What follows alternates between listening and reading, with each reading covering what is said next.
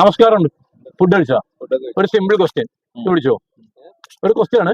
മലയാള cinema മാഗസിനുമായിട്ട് ബന്ധപ്പെട്ട ഒരു cinema നടന്ന പേര് പറഞ്ഞ 100 റുപ്പീസ്.